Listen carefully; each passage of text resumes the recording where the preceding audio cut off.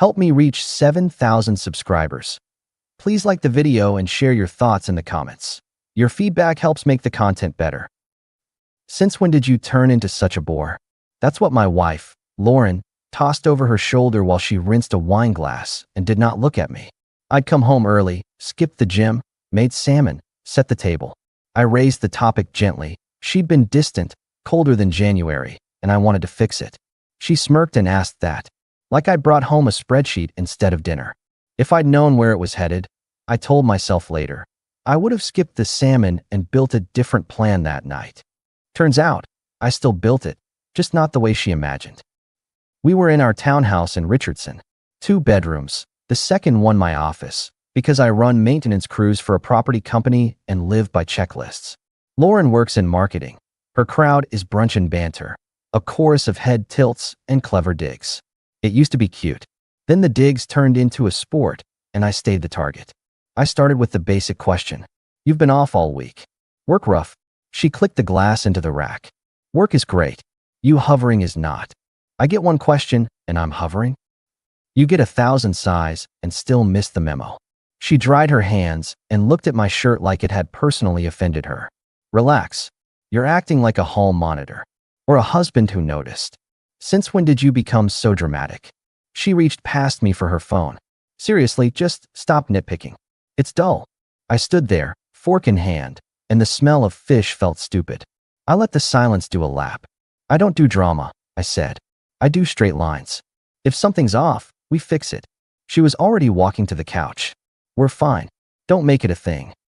I let that be the end right then. Not because I agreed, but because I took the note. She wanted distance. People show you what game they're playing. You either play it or you change the rules. 2 nights later, we were at a backyard party at our neighbor Rose's place.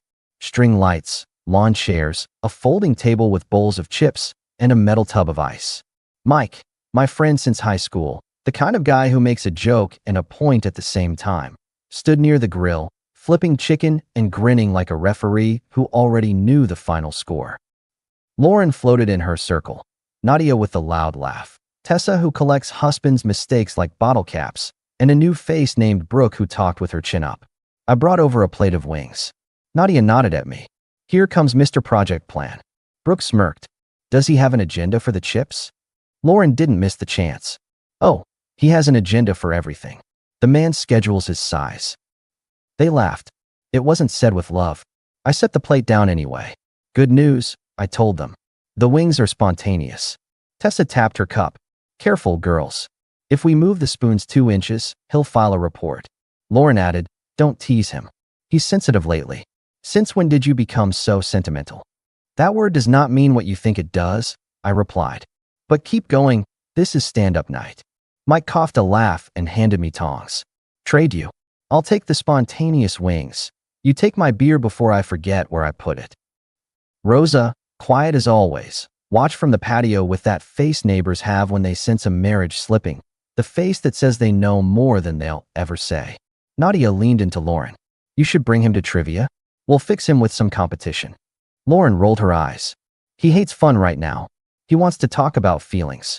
I asked who said that. You. She popped an olive like a punchline. Every time you look at me, it's a survey. Okay, I said. Here's a survey response. No more couple games for a bit. Tessa squinted. Why? Because I don't volunteer for home field heckling. I answered. Group fun is only fun when it doesn't come with a side of cute disrespect. There was a pause. Brooke made a face. Who took your humor hostage? No one, I said. I just found mine. It was under keep some dignity. Lauren's smile tightened. You're being intense. Call it a boundary, I told her. Public digs are off the menu. Rosa looked at the lights like they needed adjusting. Mike flipped a thigh and murmured, took you long enough. Nadia raised both hands. Relax, all of you. This is a party. I picked up my beer from Mike. Exactly.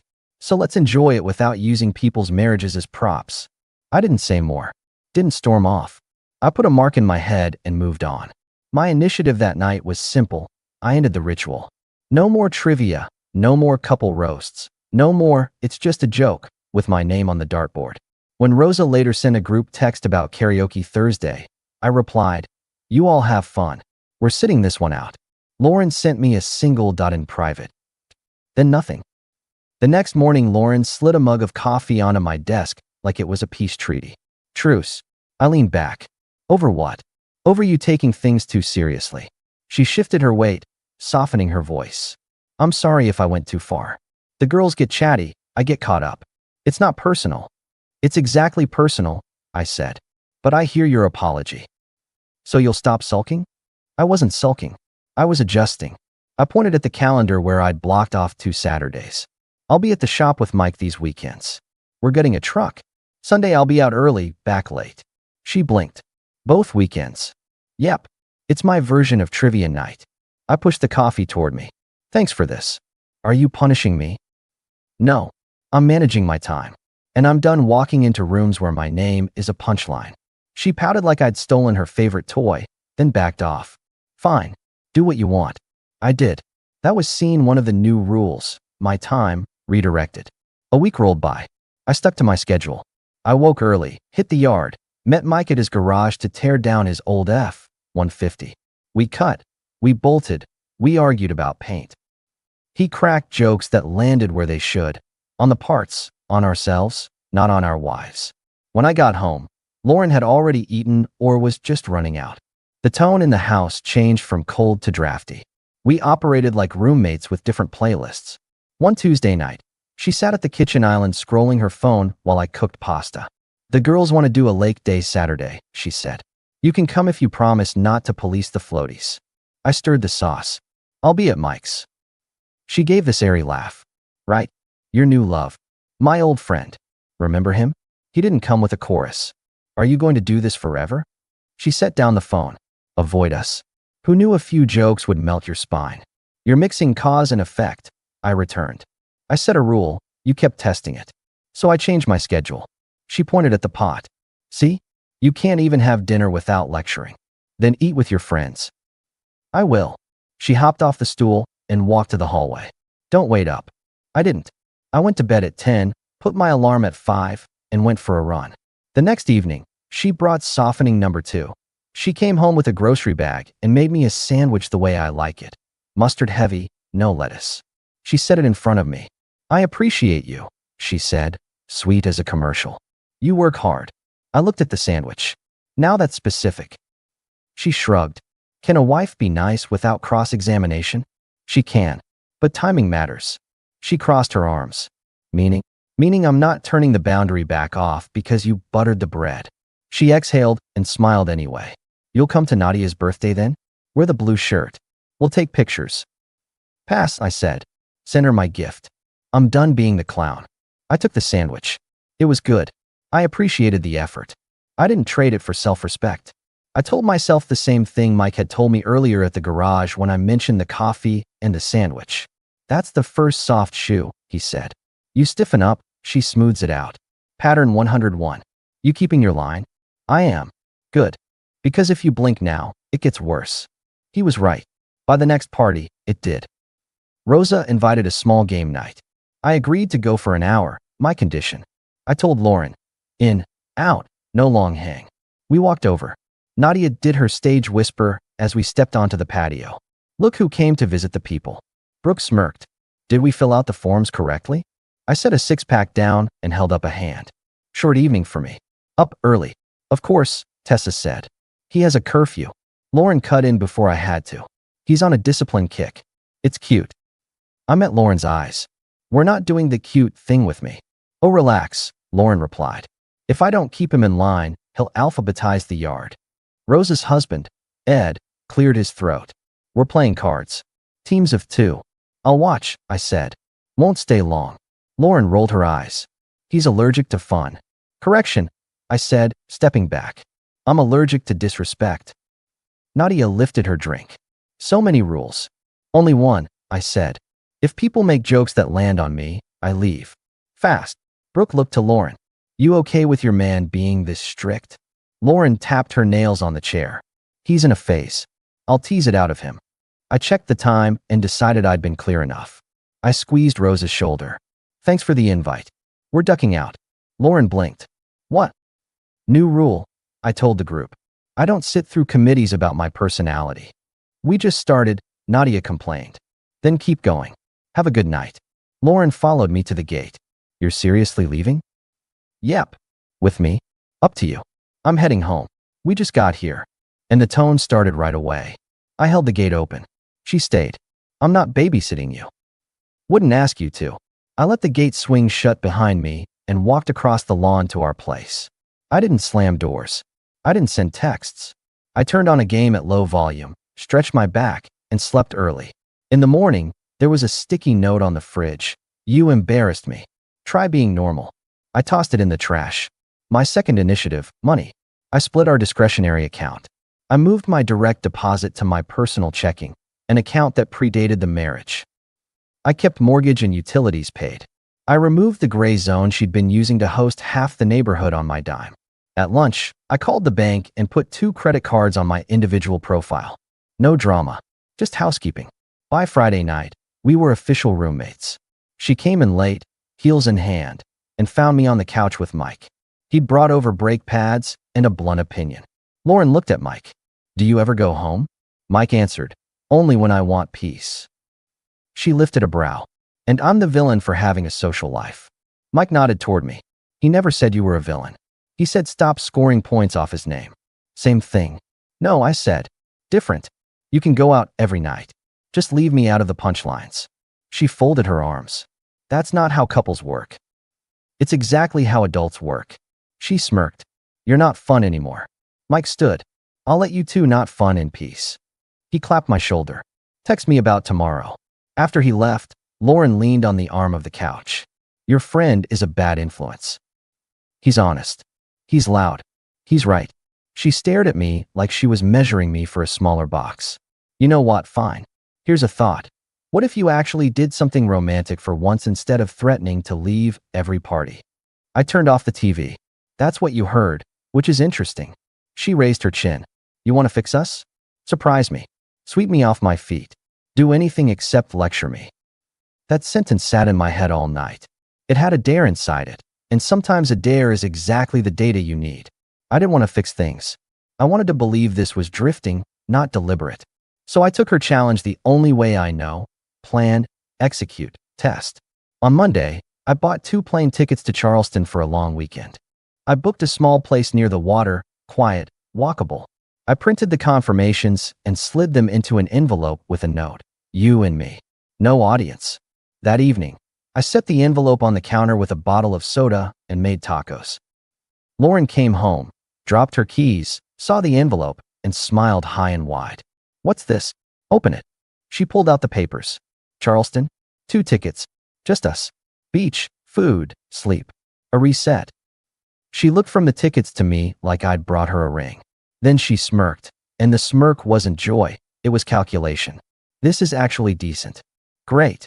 But, you know I don't go anywhere without the girls. I paused. Come again. She fanned the tickets. What did you expect? That I'd ditch my friends for a weekend just because you finally woke up? She tapped the printout. I'll take these. I'll ask the girls. We'll make it fun. You and the girls will take the tickets I bought for us, I said. Don't be dramatic. Buy 2 more. Or 4. Brave men can handle a crowd. You're serious. As a calendar. You knew I wouldn't go without them. This is cute, though. She slid the envelope into her purse. Look at you, big gestures. Maybe my teasing worked. It was like someone turned off a switch inside me. Not anger, not shock, just a click. I felt the exact second respect left the building. It didn't slam the door.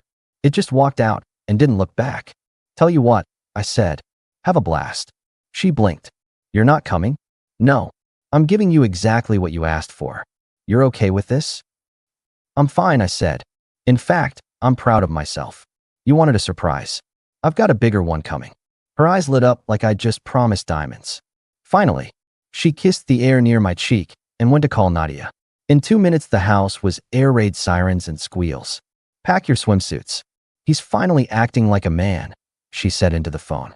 I poured water, cleaned the counter, and built the plan that had been in draft since the night of Rose's party. It just moved to final. Next morning, I woke at 5 and started a list. Access, space, time, status. Those are the levers. Pull them clean. I called a moving service I use for work. Two guys who don't ask questions as long as the check clears. I rented a small house I'd been eyeing across town, a plain one-story with a solid garage. I brought Mike for an hour to help me measure for the furniture. He watched me load boxes. "You ready for the flight test?" he asked. "She made it easy." He nodded. "She will try a soft return." "I'm counting on it." I went to the bank and set up a temporary stop on the joint card for large purchases. Anything above groceries flagged to me for manual approval. I transferred my savings to my personal account and left half a month of living expenses in the joint. I changed the passwords on the utilities to my email because I'm the one who pays them, and set autopay to my card. At work, I told Jenna, my lead tech, that I'd be out 2 days next week, moving. She said, "Finally." Jenna is blunt as a mallet and has 3 teenagers. She doesn't waste sympathy on adults who will not help themselves. "You need a truck?" "I got it." "You need a witness?" "Maybe later." She tapped her tablet. "I'll cover the Ridgeview unit. Go do your grown man mess." By evening, Lauren was buzzing with travel plans that didn't include me. She floated around the house, trying on outfits to show her friends over video. I stayed calm. I cooked. I slept. I got up. I worked. I kept the plane of my life level while the engine changed. 2 days before her trip, she knocked on my office door and rolled in a suitcase to test the zipper. "So," she said, "look at you. A few good jokes, and suddenly you're Mr. Bolt. See, it works." I raised an eyebrow. She leaned on the doorframe and put on the sweetest voice she owns. "Well, honey, see, if I tease you just right, you act like a real man. My friends were calling you a joke, but after your little stunt, they say you finally stepped up. Keep that up." There it was. The kill turn. Not hinted, not implied. Hand-delivered, stamped, unwrapped. She believed my effort came from her insults and their approval. That sentence ended any conversation about, "Maybe we can save it." That sentence isn't a slip. It's a summary. I stood, walked to the printer, and pulled out a page like I was retrieving a receipt. I didn't need it. I just needed the moment to decide how to answer. I turned back to her. "I'm glad you liked the surprise," I said. "I'm lining up a new one." She beamed. "Good. Keep them coming." She wheeled the suitcase away, humming. I watched her go. Then I called the movers and told them the exact minute to arrive the morning after her flight. I cleared my calendar for the window. I put every item we jointly purchased on the list to move. The couch, the bed, the dining table, the dishes I bought, the lamps, the rugs. I photographed the house as it stood and mailed myself the pictures for timestamp. Not for court, for my own record. I detached my keys from the set, slid one onto a new ring, and left the other on the hook. I packed my clothes, my tools, my framed photos of my parents. I left Lauren's personal things, her clothes, her jewelry box, her posters from college, in the closet. I labeled my boxes. I stacked them by the door. I slept like I always sleep when a plan is clean. The night before she left, she tried softening number 3. She made dinner. She lit candles like we were still us. She wore a dress she knows I notice. She poured wine and set a plate down for me like we were rewinding. "I've been thinking," she said, "maybe I've been tough on you. I get carried away with the girls. I know I push your buttons." "You do," I said. She touched my forearm. "But I also want us strong. So thank you. For the trip. For trying. For being a man about it." "Noted. You could come, you know," she said, a purr under it. "If you're fun. Have a great time." She paused, then recovered. "Fine. Your loss." She clinked her glass to mine and changed the subject to swimsuits. The things people talk about when they want to avoid any real topic could fill a museum. In the morning, Mike drove me to the storage unit while Lauren left for the airport with Nadia and Brooke, all rolling luggage and sunglasses like a travel ad. She blew me a kiss at the door. "Behave." "Always," I said. "Enjoy the show." "Which show?" "You'll see." She left. The movers arrived on the dot. I opened the door and pointed to the list. We cleared the townhouse like a stage after the final curtain. It took 4 hours. When we were done, the place looked almost like we'd never been there. Except for her things, stacked neatly in the bedroom, and a note on the kitchen counter next to a folder. The note read, "Hope you and your friends find this funny too." The folder held the papers that start and ending, the kind anyone can download and fill out to begin the process. On the corner of the note, I left the spare key. I sent the landlord a message that the furniture was moved for maintenance and I'd coordinate access when needed. I didn't make calls to announce anything. I didn't post. I just got in my truck and drove to the house I'd rented, where the movers placed the couch and the bed and the table. I set up my coffee maker, hung 2 photos, and breathed the quiet like oxygen I hadn't had in months. At noon, Jenna called. "You good?" "Better than good." "Need anything tomorrow?" "I'll be off grid. Back Wednesday." "Copy." "I'll tell the crew you died of maturity." By late afternoon, the unknown number started. First text, "We need to talk. Now." Second text, "Pick up the phone." Third, "This is Nadia. You better answer her. She's upset." I put them on mute. I did not block unknowns yet. I wanted the stack to tell its own story. That night, I slept. In the morning, I went to the DMV, changed my address. I met Mike for breakfast. He whistled when I told him how empty the townhouse looked. "You didn't leave a folding chair?" "Just her things." "I'm not a monster. You're a man who's done." Amen. By the time Lauren's plane landed on Sunday night, my phone had a dozen messages from a dozen numbers. One said, "This is Brooke. You owe an apology." Another, "This is Tessa. She's hurt. Fix it." The one that mattered least said, "This is Lauren. You'll come to your senses after you calm down. I can forgive you if you apologize." That one made me laugh through my nose. The word forgive does heavy work in some people's mouths. I blocked the unknown numbers as they arrived. I didn't answer. There was nothing to clarify. My final initiative was already done. The rule was installed. My presence is not a platform for your jokes. Remove the platform, remove the access, remove the status. That's the only language some people respect. On Monday, I went to work like a man with new shoes. Jenna looked me up and down. "You look 10 pounds lighter." I left 10 couches behind. "Good. Ridgeview has a leak. Take Mike to crawl space." Mike rode shotgun. She calling from different phones? Nadia, Brooke, then a local unknown I'm guessing is Tessa's boyfriend. They take turns. What's the script? That she's the one who can take me back if I say sorry. He barked a laugh. Tell them a joke. A man walks into a boundary, and then he leaves. Stole my line, I said. I gave them a better one in writing. We fixed the leak. We replaced a pump. We grabbed sandwiches from a place that knows how to toast bread. Life kept moving, because life doesn't care if your marriage just flipped. Neither does work. That's how you know the ending is real. The machine of your day keeps turning without squealing. 2 days later, Rosa knocked on the door of my rented house. I opened it, and she held out a tin of cookies like a flag of truce. "I'm not taking sides," she said. "I just wanted to say I saw it all. The slow part, the noisy part. You were patient longer than most." I wasn't perfect. No one is. She shifted her weight. "She came by your old place crying." I kept my mouth shut. "But I'm telling you, she's telling people she tried to fix it. She tried to manage it," I said. "Different sport." Rosa swallowed and looked at the tin. "You'll be okay." That house felt cold for a while. "It's warm here," I said. "Thanks for the cookies." A week later, Lauren left a letter in my mailbox. I could tell by the handwriting. I didn't open it. The return address was our townhouse. I wrote on the envelope, "Address not current." Returned to sender, and slid it back in the mail slot. It wasn't petty. It was precise. Current address is for people who share my life with respect. The divorce, that word I won't use out loud here like a threat, moved forward as paperwork does when no one puts up a fight. I didn't give speeches. I didn't drag her name anywhere. She could have the stories. I kept the facts. The facts were simple. I owned the townhouse before we married. I paid the mortgage. The new place was a rental under my name. When the documents were done, I moved back into my house. The furniture followed me. The pictures went up. My tools had their wall again. Jenna and Mike helped me hang a heavy shelf.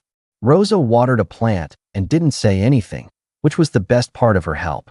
Then came the final calls from the peanut gallery. First Nadia, chirpy and aggrieved. "You need to apologize. She's in pain."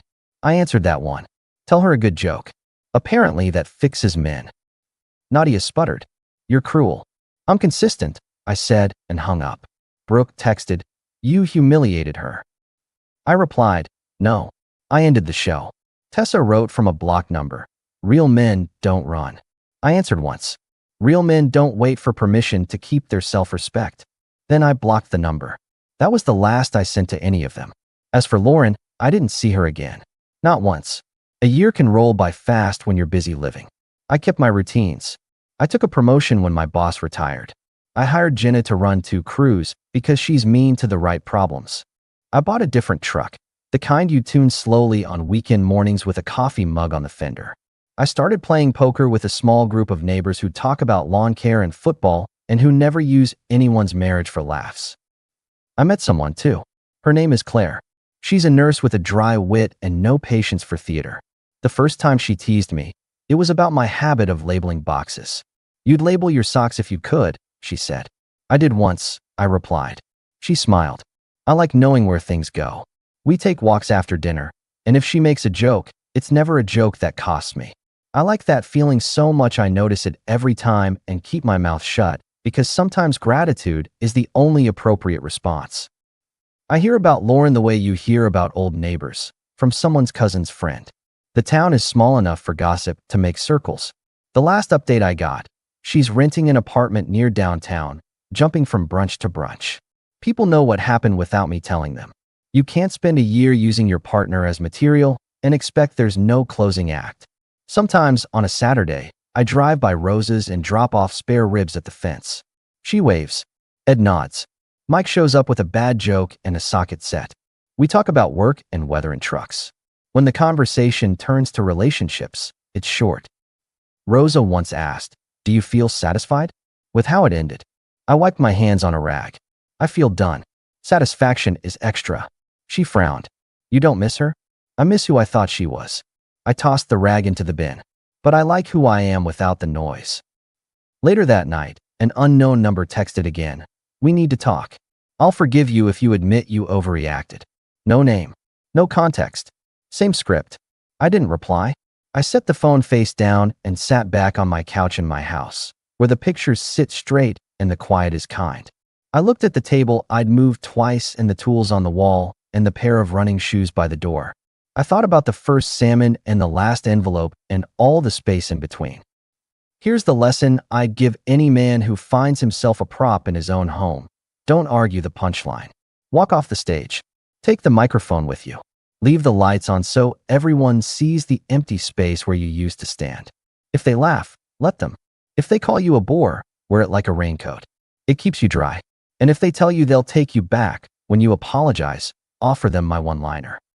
Tell them another joke. Because if jokes are what made you a man in their eyes, then respect never lived there in the first place. You can't fix that with salmon or a weekend or a speech. You fix it by leaving. With the furniture. With your dignity.